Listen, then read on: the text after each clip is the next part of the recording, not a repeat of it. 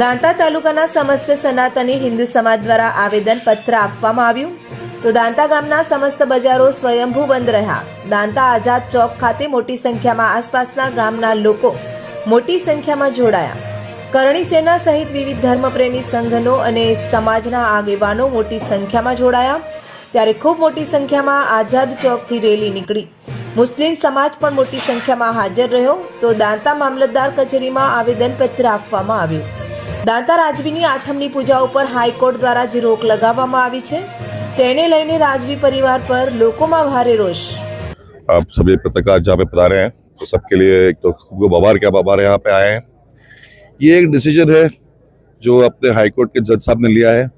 ये आप देख रहे हैं कि आक्रोश कितना है लोगों में, तो अभी हम शांतिपूर्वक निवेदन पत्र देने जाएंगे और ये निवेदन पत्र मेरी तरफ से नहीं है, निवेदन पत्र आम जनता की तरफ से है और हमारे साथ हजारों की संख्या में सहियाँ मिली है और ये निर्णय है ये एक गलत निर्णय है।